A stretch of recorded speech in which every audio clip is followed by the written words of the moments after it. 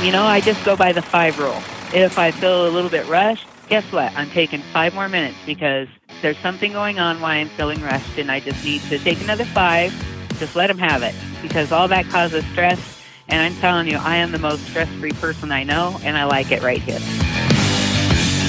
Welcome to SixFigure Trucker, the podcast where we share advice on how to be successful in trucking and have fun while doing so. We'll share stories, news, and advice on how to earn 6 figures in trucking, and we'll speak to guys and gals that are already doing so. Let's get to the show. Hello, everyone, and welcome to the SixFigure Trucker, brought to you by Norton Transport. This is a podcast where we honor the men and women who make all of America possible, the society that we live in, by the trucks that they drive. We move the trucks that move the freight eventually that makes your life what it is right now. And joining us this evening on the SixFigure Trucker is Carrie Keyes. Carrie, how are you this evening? I'm good. How are you doing? I'm doing fantastic. You know, we just spoke a few minutes ago. Now, tell us, you just got a cup of coffee, is that right? Yes, I am freezing in Denver. How do you like your coffee? Well, a little cream, a little sugar, and a couple ice cubes. I'm not a sipper. I like to just get that caffeine. You get it going, get it down the pipes pretty quickly. Yeah. So I didn't mean to cut you off there, but you said you're in Denver? I am in Denver. Yeah, I'm in a little place called Alt. Okay. A-U-L-T. Yeah, I've seen that on a map before when we're booking a route there. So what are you, let's see, you're not on, what freeway? Are you on a freeway now, or are you on a back highway? I am right off of the 25. Yep. And the road is called Joe L. Martinez. Joe L. Martinez. I'm sure he's someone of note in that area. In that area, yeah. Now, how long have you been on the road today? I got up, I'd say I've been on the road. This is my second one. So I drove for about 4.5 hours, 5 hours. And then I had to come up here and get this one. I just picked it up right down the road. And so, yeah, I'm probably close to my 8 hours. Yeah, I'm having my early break right now, and then I'll see how far I can get. I like to get a few miles in at night. You know, even if I get a late start like this, like some people are like, oh, just pick it up in the morning. But then that puts you off until noon because the hotel doesn't kick you out at 7 in the morning. So. Right. I understand what you're saying. Do you prefer night driving? I prefer afternoon driving, and I don't mind night driving. I don't really care for the morning traffic because, to me, those people are in a hurry to get somewhere. Right. And they're not paying attention to anything. They're putting on their makeup, they're shaving, they're yelling at their kids, and I don't want no part of that. Where when at the evening time, they just want to go home. They're not as big of a hurry to go home as they are to go to work. So it's a little bit better vibe for you behind the wheel. I think so, yeah. Gotcha. Now, you and I were talking or texting back and forth over the last 24 hours. You were not feeling so well. I wasn't. So last weekend we had a few memorials, and I thought I would give the grandkids a break and take them to a hotel that had an indoor heated pool. Nice. So I had 9 grandchildren with me, and it turned out 3 of them had the flu. Oh, boy. Yeah. So I got the flu from them. It was great. Thought I was going to die. Now, what part of the country did you guys find this indoor pool? Was it a place, obviously this time of the year, I guess just about everywhere, it'd be hard to be outdoors. Right, well, and they're few and far between in Phoenix, but I was down in Phoenix. Okay. What was the temperature outside in Phoenix last weekend? It was a little chilly. Okay, so I'm from Phoenix, so bear with me. It was probably 65, 70 degrees. Chilly, okay. Yes, that's cold to me. Now, tell us about the 9 grandkids that were able to get into the pool. I'm sure, aside from a third of them having the flu, it was fun. Right, well, I didn't realize that they were just coming down with it, but also my son was sick, so he didn't come with, but he probably did give them all hugs. They didn't start out, acting sick. One of them, had a little cough, but it was indoors and everything was warm, so I thought they'd be okay. But, little kids are germy. I didn't say that on the air, did I? But little kids are germy, and you're going to catch it. Right. I got you. How rewarding is it to be a grandmother? It's awesome. They love when I bring the trucks by when I'm in Phoenix. They always call, want to know where I'm at, what I'm driving, when do they get to see me. I get to pick those kids up and drop them back off. Like, grandchildren are awesome. How Of course, much? you have to have those. Got to have those kids in order to get the grandkids. Oh, but, absolutely, you know. absolutely. How much does it mean to you to know that your grandchildren love what you do for a living?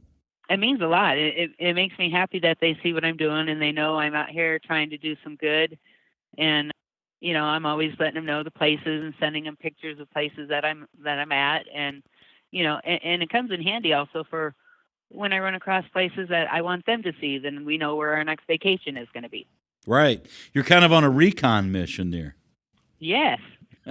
Which places of the pictures that you've been able to share with your grandchildren, which places resonate with them the most? Which ones kind of spark the most energy? Well, when I go through La Crosse in the summertime, there's a little island called French Island, and they have a recreational area. And on the 4th of July, they have a festival, and they have the Queen Mary there, and you go out on the boat, and they do the fireworks from there.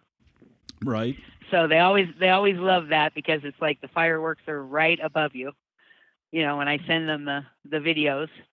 And Williamsport, Pennsylvania, for Christmas, because they're very Christmassy people. They still have Christmas carolers there. Oh yeah, old school carolers. Yes, they go door to door from the 1800s. Yeah, it's awesome. Now you've seen this, and it sounds like you've seen this firsthand. Yes. What kind of impression did that make on you, being able to soak that in? Really, when I get to go to those places, it brings like a real patriotic feeling. It just brings everything back down to earth. Out of everything else that's going on, it just makes you feel like we are still here. We are still okay. It sounds like it made an indelible impression upon you. And how did that among you laid out the range in age of your grandchildren? Which one did it appeal to the most? Which of those 9 grandchildren? I have a 5-year-old grandson. His name, we call him Z, but his name is Xander. And he is very intellectual. He is very smart, and he picks up on things. And he doesn't only look at the picture. He'll look at the background. He'll look at the whole setting. Right. Very observant. And you can just tell, he's taking in the whole scene. And I would think that with Xander and the rest of your grandchildren, with Xander taking in the whole scene, that really sets the stage for you when you kind of give them a little foreshadow of what is out there and what you guys want to do on your next trip. I guess that kind of sets the stage for them to say, I like this or I like that. Yes. I mean, of course, their most favorite parts are when I make it to a beach somewhere. They've got them all listed because one day we're going to hit all the beaches. They don't have a concept of how long it takes to get from, the Phoenix is a long way from a beach. Yeah, from we go down to Rocky Point quite a bit. So now, where is Rocky Point? They're like, oh, Rocky Point is on the California Baja down in Mexico. It's like 3 hours from Phoenix. That's not too bad. No, it's not too bad. But, in their eyes, all the other beaches I go to are probably just as far. So they're like, well, instead of going to Rocky Point, why don't we go to, St. Augustine Beach? Well, we can't make it there today, but we will one day because I love that beach too. That's a beautiful place, St. Augustine is. I believe it's the oldest city in America, if I'm not mistaken. Yeah, I don't know about that, but Yes. I'll have to look that up. Yeah, St. Augustine's been there for a minute. Where are you headed tonight? I mean, what's your destination? My destination is right outside of Detroit. Okay, so you're heading north, and then you're about to make a hard right. I was actually going to drop down to the 70 instead of go up to the 80 because I'm hearing the 80's a mess. But right now I'm just sitting here talking to you, so I haven't really figured out which route I'm taking. Speaking of that, the weather, I mean, here we are on the edge of Thanksgiving, about a week out, a little less than a week out from Thanksgiving, and up around Buffalo, my understanding from yesterday, close to 4 feet of snow dropped, and you're going up to Detroit. So I guess you have to really keep a close eye on it. Yeah, I hear it's getting a little bit bad over there right now, but I'm just going to take it slow and easy. I have the whole weekend to do it and only 1,200 miles to go. So I'm not worried. Yep, I got you. That kind of leads me to my next question. How do you deal with situations that you can't control, like weather? I just go by the 5 rule. You look 5 more cars in front of you. You take 5 more minutes to get going. You drop your speed down 5. Let them have it. Just let them have it, because all that causes stress. And I'm telling you, I am the most stress-free person I know, and I like it right here. I can tell you're pretty stress-free. You're very calm, very relaxed. You got your coffee with a couple of cubes of ice in it. Have you always been that way, or did you make yourself that way? Did you grow into it? Did you evolve, or is it just your personality? I never noticed it before, but everyone's always said I'm a very patient person, so I'm assuming it's something I've always had. Do you thank your parents for that, or is it something that was developed over time, or is it just something you got from them? Nope, they were crazy. And I'm going to leave that at that. Okay, but it obviously shaped you in the way you are now. Right, yeah. Nope, I just sat back and watched and waited for their little scene to get over with and went on about my day. So, okay. Yeah. Now, I wanted to double back a little bit on the 5 rule. Is that something that is common among drivers, or is that something that you kind of incorporated into your own method of operating? Well, I would hope somebody uses it, and everybody can have their own set of 5, I mean, it doesn't have to be the same for everybody, but, like if I see 3 accidents within 5 miles of each other, Mm-hmm. I get off the road. Right. Because there's either something wrong with the weather, the way people are driving, or the road itself. So, people can come up with whatever 5 they want, but, you have to have some sort of, how do I say, like, yes, these trucks need to be delivered, but I also want to be okay when I get there. I want this truck to be okay when I get there. Mm-hmm. So if it just means just kicking back a little bit, if I feel a little bit rushed, guess what? I'm taking 5 more minutes because there's something going on why I'm feeling rushed, and I just need to take another 5. Don't just jump in that truck and be like, I got to go, Decompress a little bit? Yeah, decompress. Because, what you were talking about there, it kind of all is interwoven there as far as your personality and your temperament, being a patient person, and the 5 rule. And that was very wise what you said there about if you see 3 accidents within 5 miles, something is going on. And we both know on this side of Driveaway and on your side of Driveaway, there's a lot of pressure to deliver. But yes, I guess in the end, wiser minds prevail as far as, is it worth making that decision to deliver on time or early versus the outcome that could be if you rush? Right. I've gotten into areas where there have been, like fog, like on the 81 or the 75. Right. And, these trucks and a lot of other truckers no longer do CBs. So you don't know what's up ahead. And if I can't see the distance that I think, I'm just going to pull over and wait for, the sun to come up more, for that fog to fade. Mm-hmm. And even if that means, like, I get the truck on time, but yet now I'm too close and I miss my plane, Mm-hmm. hey, that's $200. That's only $200. I'll get another plane. Exactly. Now, you were talking about the CB. Now, I don't know how long you've driven. How long have you been driving? I've been driving something since 1996. Oh, my. Oh, my. Since 1996. And let's not figure out age, please. We're not going there. I already gave away 9 grandchildren. Well, you still. I'm sure you still look 29. Well, okay, thanks. You bet. You've been driving since 1996, so I'm assuming obviously CBs were still in use then. Yes. How much do you miss them? Well, I really don't. Well, at first, I just drove local because my kids were younger. Mm-hmm. And I drove, everything from the city bus to a dump truck to a flatbed truck to a tow truck. And so, just being in town, that was good. But after a while, it was just for trash talking. Right. If you needed to know anything important, you weren't going to hear it because people were, turn them on and play their radio over it and just, really, use the system wrong. It was more annoying than useful. Yes. Yeah. So towards the end there, I was just turning it off anyway. And then cell phones came, and that's how I was, getting a hold of everybody now anyway. Gotcha. Now, when you go back to 1996, so let me do some quick math. 26 years ago, how much has it changed? Let's start with the communication aspect of it. When Citizens Band Radio was, when it was used properly, was a very important form of communication among the network of drivers. How do you compare what it was like then and the way you operate now? Well, I liked when, they would let there's heavy traffic coming up. They tell you about brake checks. They tell you, there's an accident here.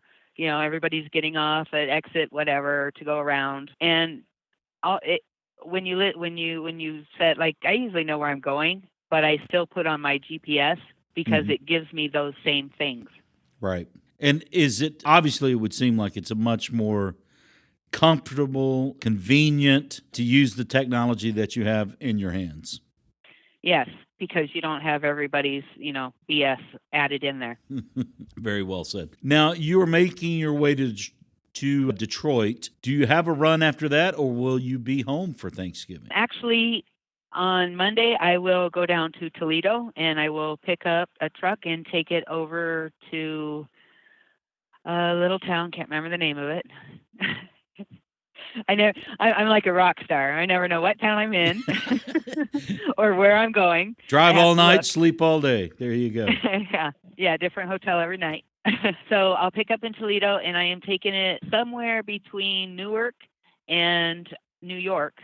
Okay. Which is perfect because then I will make it to see my brother who lives right outside of Newark. Okay. For Thanksgiving. Yeah. Now, did you plan it that way, or did the planets just align for you? It just aligned. Carson, my driver manager, love her to death. Oh, we love Carson. To her. We love Carson. She is my saint. I swear she is. But she just always gets me lined up perfectly, and it just works out. So I'm like, okay, I'll just keep running for you. Well, Carson kind of put me in touch with you indirectly a few weeks ago. But no, we love Carson. She does a lot with us, for us, and with the drivers. She's a great balance between internal and external, and I'm sure you see that too. Yes. Yeah, my brother doesn't even know I'm coming yet. I will text him here in a little bit saying, hey, set another plate. I'm coming. Oh, there you go. How rewarding is that to be able to see family on, one of the most traditional family-oriented holidays? It is really rewarding because I live in Phoenix, and before I came out on the road doing this, I couldn't do this when I was driving, for the other over the road trucks, commodity trucks, the dry vans, because they just send you wherever. Where this gives me a choice, and if I tell Carson, hey, I really need to be home at this time, or I really need to be here, or my niece's birthday in Utah is that she tries to help me get as close as she can to these things. I'm telling you, she is a saint. I'm just my son is telling me I'm just out here on vacation. So yeah, it is nice because before that I didn't see my brother for almost 20 years. Oh wow! So this is really special for you. Yes. Now, how long will you stay with your brother over the holidays? So I'm thinking I will get to his area on Tuesday or Wednesday, and then Friday morning I will find another load out of there. Well, there should be something coming out of that area there. It's pretty busy. Do you want to get back to Phoenix soon or just keep rocking? Well, my daughter has surgery coming up on the 29th, so I have to go there to watch her kids while she does that for a few days. But I've even got that scheduled. I got to be home on Monday, spend 3 days with her, then my niece can stay with her, and I want to load out by Friday. I'm not really good at staying home now that I'm out doing this. Gotcha. I'm just I just get home, do my laundry, and I'm constantly surfing my phone for my next load. Gotcha. How do you balance that as far as pivoting between on the road, being at home, seeing family? How do you work that out? I mean, internally. Okay, so we usually plan things ahead of time so that it can be scheduled in. because all my children are also, they all have 2 jobs. Okay. So we're all just, I don't know. My dad was the same way, and he was a truck driver, and so that's just, it just gets bred into you that you just go do this, and then we set up a time that we can all get together, and if somebody can't make it, well, then we rearrange that until we can all get together. And then when I am home, I try and make it to everybody's house, and if I'm not going to be home long enough, then I make a big pot of spaghetti. And while I'm doing my laundry, switching my suitcases out, they come to me. Oh, okay. And yeah, so we get our quality time, and like I said, my son that I live with, I gave up my house because there's no reason for it. Right. So I just rent from him. I think I still do. It's been what kind of landlord is he? Oh, he just always asks when I'm coming home so he can make sure he's got the kind of food I like. He's awesome. Great landlord. Now, what you were talking about there as far as balancing all that together, your schedule with your family schedule, and talking about your patience that you have, I guess hand in glove with the patience is flexibility. And I would think that would work great for you on and off the road. Yes. Whatever we can get together for, if they can figure out a thing and it gives me long enough time to ask, I'm flexible with whatever. And, we all, like I said, we all have our own thing going. They each have 2 jobs. So, the planning is a group planning. So we do have group texts where everybody gets on the same page. Gotcha. It works out. No one's, I don't have anybody crying there or get to see me. So we're good.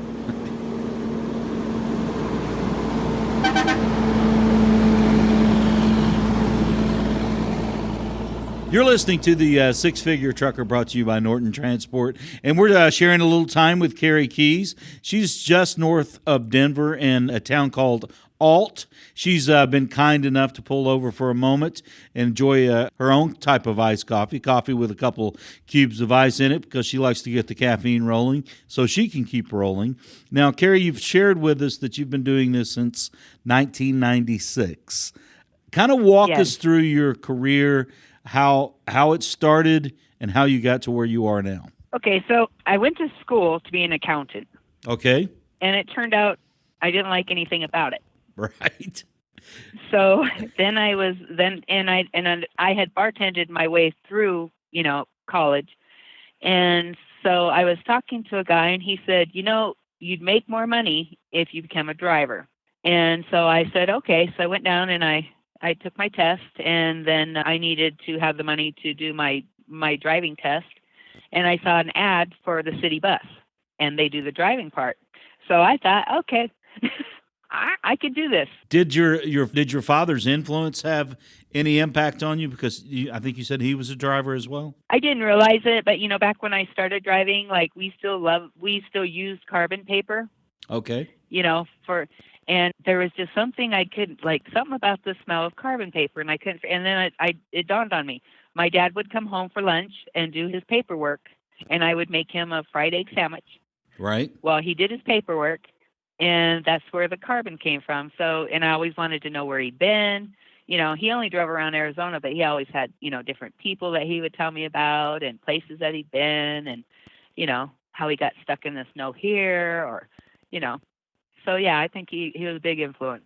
That's amazing how the smell of carbon paper can take you that far. I mean, can have that much of an impression on you. Isn't that crazy? And I was like, why do I like it? And then it dawned on me, back in 3rd grade, my dad used to come home, and, yeah, he'd let me make him egg sandwiches.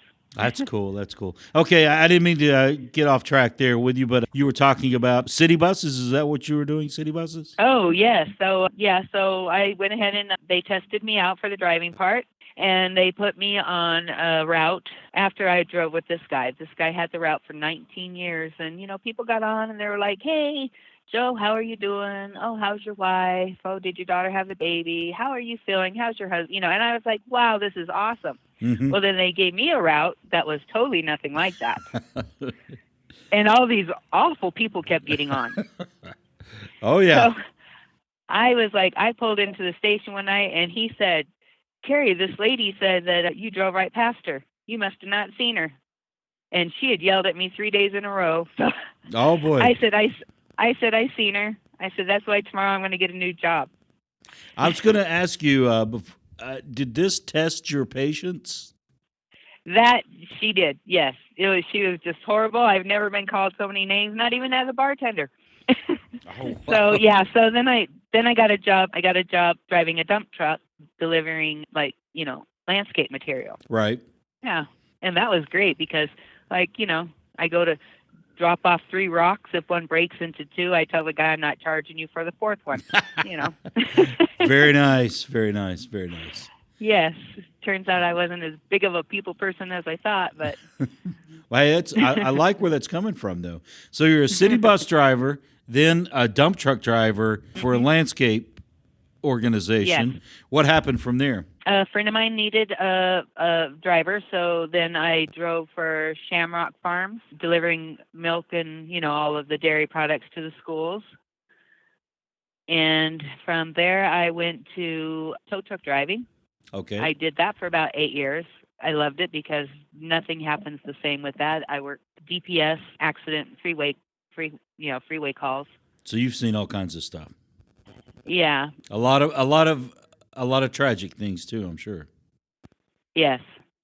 And then from there, I worked driving the flatbed truck with the forklift on the back of it, and the combination flatbed picking up materials for a mom and pop lumber store.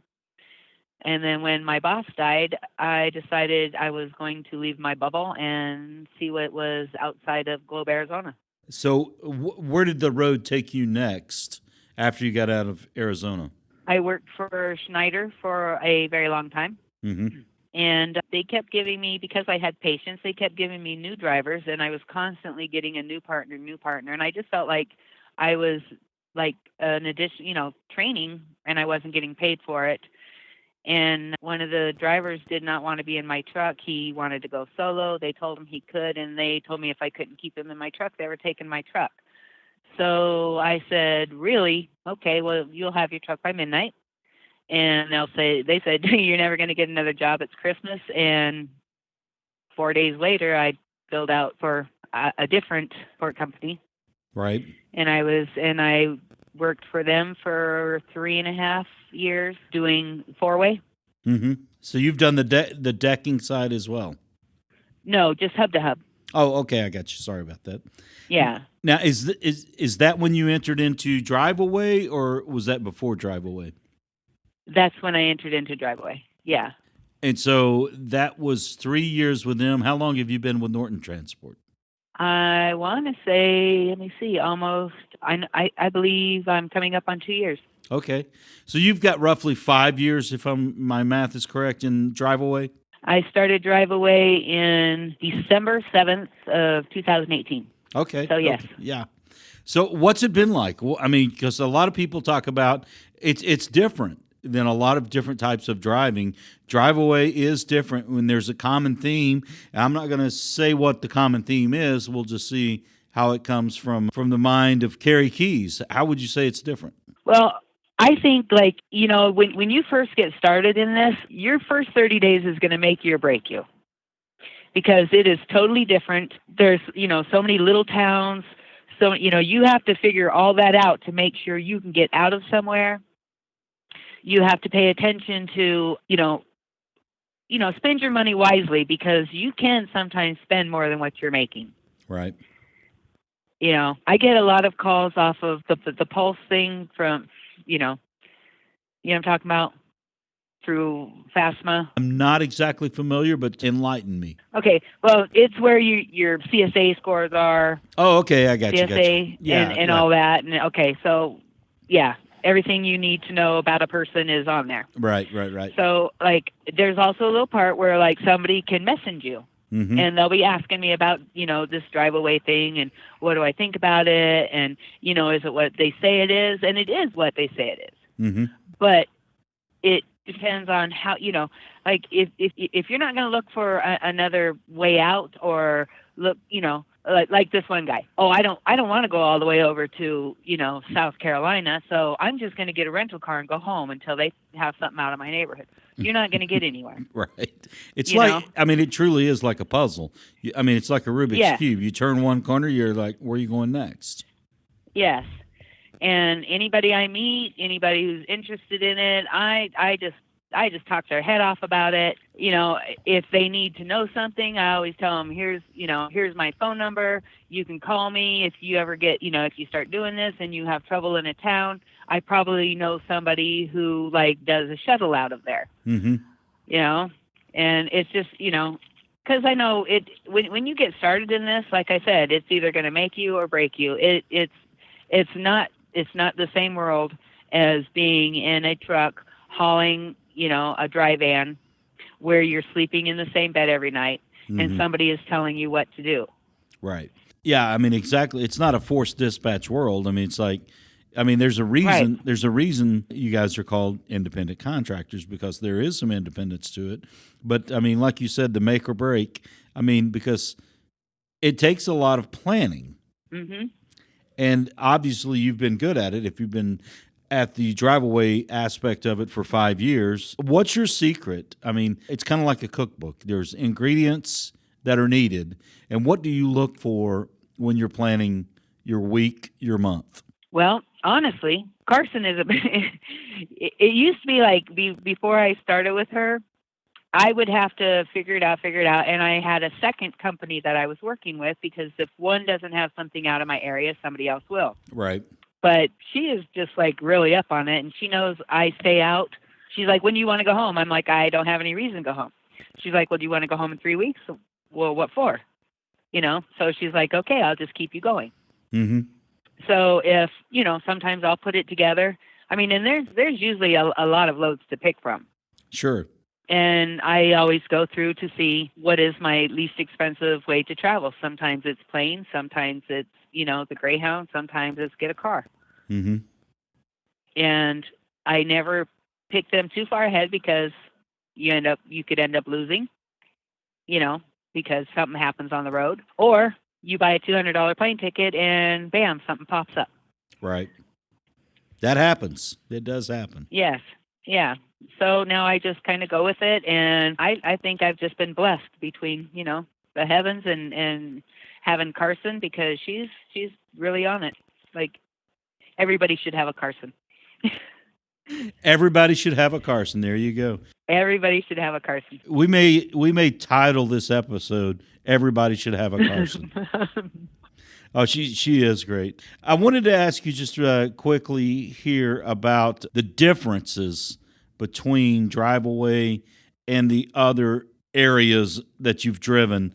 What's the most stark difference between Driveaway and all the other things that you've done since 1996 up to 2018? I'm out here, I'm seeing things, I'm meeting nice people. It's a whole different world. It's definitely a whole different world. Now, you can be completely candid, completely honest. Which one do you prefer? Do you like Driveaway, or do you like what you've come from before?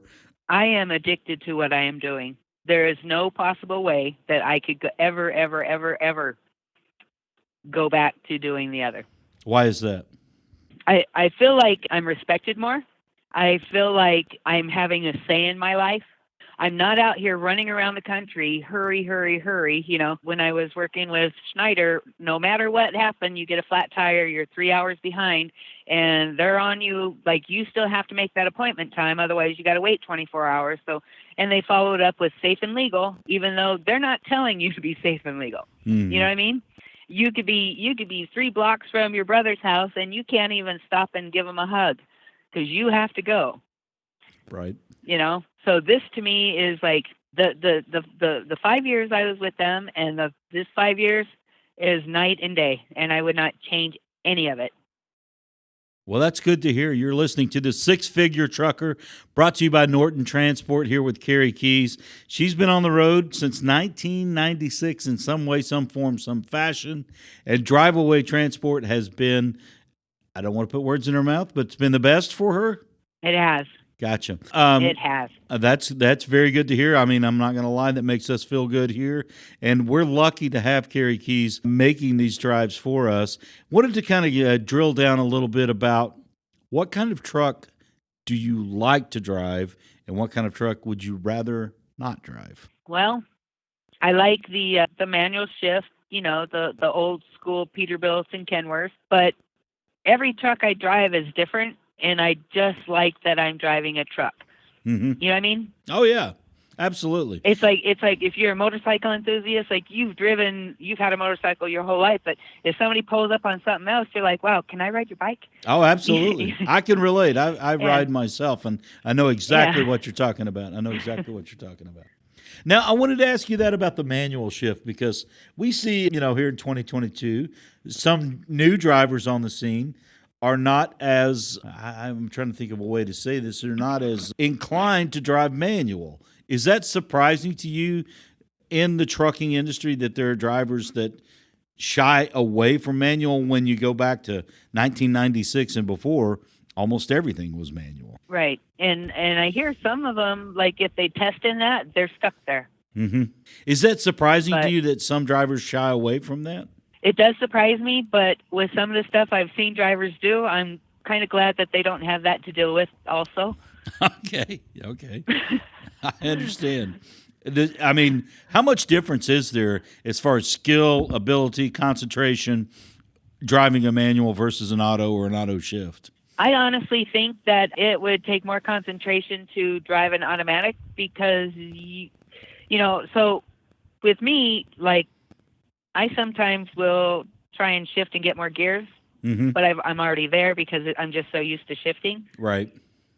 So I'm like, oh, there is no more gears. Where when you are doing an automatic and you have it on cruise control, I think you get a little zoned in sometimes. Right.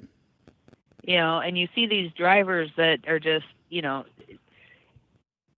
they're probably set at 62 or 65, but here they are. They get behind a truck and that truck slows them down. And so now they're going 50, you know what I mean? They're not paying attention anymore. I got you. Yeah, I could totally get what you're saying.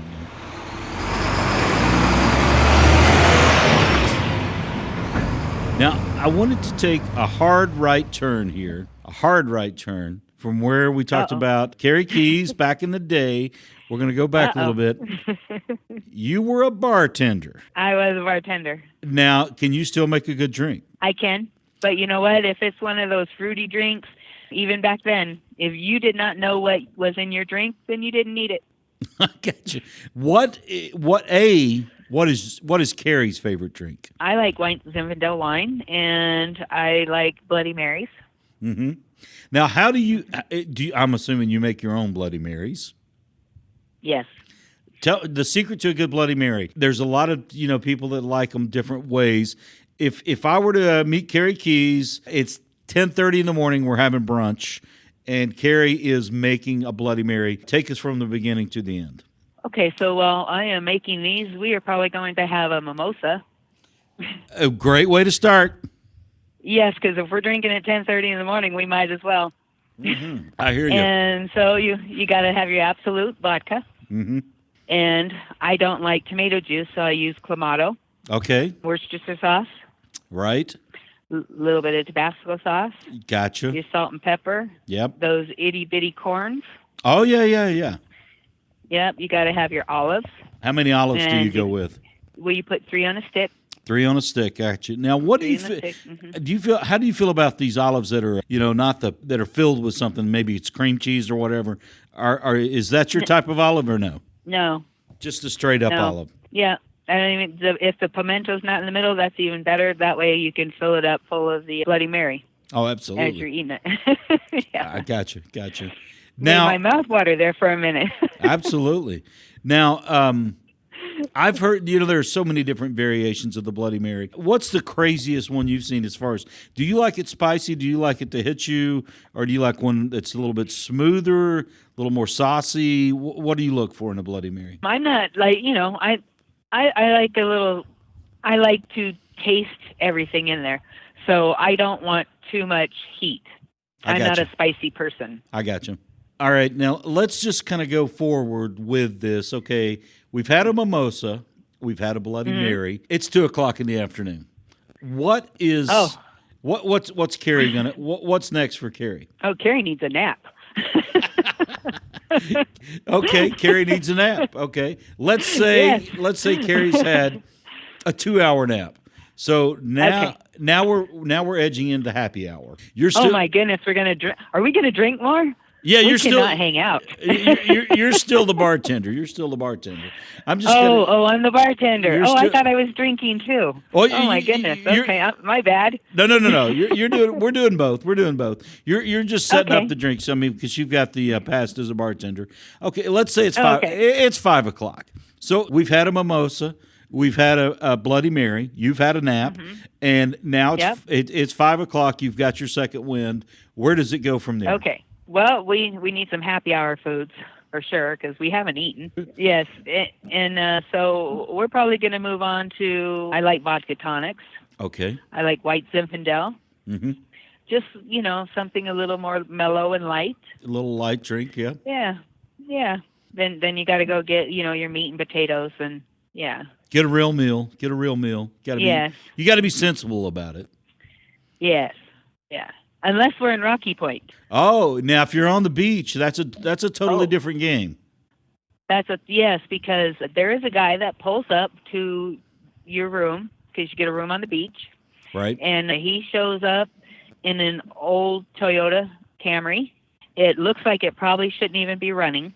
Right. But when he opens the trunk, he is set up for drinks to be made out of little coconuts and little watermelons. I love it. Mobile bar. He makes you drinks right out of his trunk, so you don't even have to go anywhere. Now, when you're on the beach, I'm gathering that you like a fruity drink, a coconut, something along those lines, a tropical drink. Yes, just something. Yeah, something that, especially when you get there, you got to kind of set that mood. Gotcha. What's your favorite? You get it. It's like I'm out here on the road I'll stay out for months at a time. Right. So when it comes to my downtime like that, it's like I think I work hard, I get to play hard.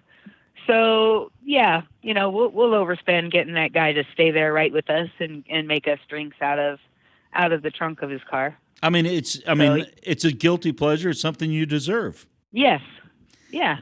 So take us down the road of what's your favorite beach drink? I don't know what it's called. Okay, those are usually the best. But it is made in a watermelon and it has tequila in it. Okay. And it has the watermelon juice in it. Oh, nice. And he rims the top of it with this sweet, oh my goodness, it's almost like a sweet, spicy glaze. They put it on like the Mexican fruit you buy from the side of the road. I can't remember what it's called. I know what you're talking about. Yeah, I got you. It is so good. Gotcha. You're listening to Carrie Keyes here on the Six-Figure Trucker, brought to you by Norton Transport. Carrie is quite the character. She's got the patience, and she has a little bit of fun on the road. She enjoys time with her family, and I think, if I'm not mistaken, the first interaction Carrie and I had was you were going out west, I want to say to California from Minnesota, and you were in a Peterbilt. Issue came up. Seems like it was a codes issue, but you were able to right the ship, stay with it, and move on forward. Does this sound familiar? Yes, it's when those codes came up from 200,000 miles. For some reason, they popped back up, yes. I will never forget that because it was like I really respected the resolve you had to stay with the unit and not throw in the towel, so to speak. You see these codes come up, but yet there's nothing wrong with the truck. So it's like, do you keep going with this truck and just thinking, it might just be some little glitch, or you think, well, if this is my truck, I would want somebody to check it out. And, you got to give that truck, just pull in and have them put a little sensor on it and find out what's really going on before you just abandon it. Right. I was impressed with the way you handled that situation. And I'll be honest, be completely candid. It influenced me to have you as a guest here on the Six-Figure Trucker, brought to you by Norton Transport. And you were talking about, seeing it through to the end of the delivery and making that decision.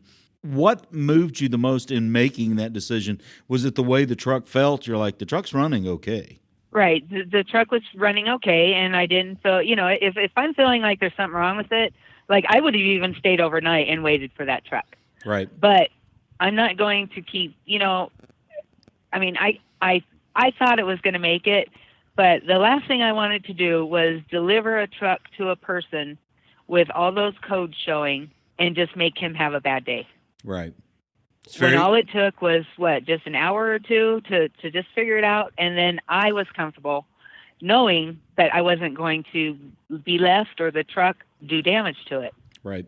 Do you share that kind of information you were talking about? You talk people's heads off about Driveaway. Do you share that kind of information with other prospective drivers? The good, the bad, and the ugly. Right. All of it. You can't sugarcoat anything. If some, even like some of these, you run out of fuel, and so, do you know that some people don't even know how to prime a truck?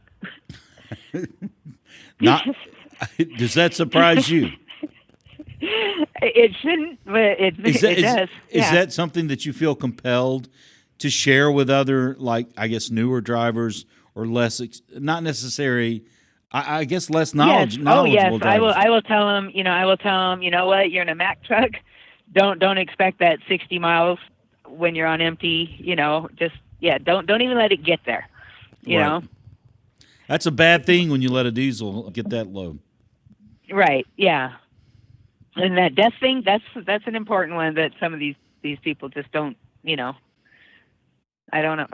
But yeah, no, I don't, when I'm telling a new driver or a prospective driver, I go back and forth with them. Like I said, I end up giving them my regular number so we don't have to keep sending the little tiny text through the Pulse app, so that they can talk and we can have a real discussion. Have a real conversation. I will tell them, and I will tell them, it's like, it's hard at first.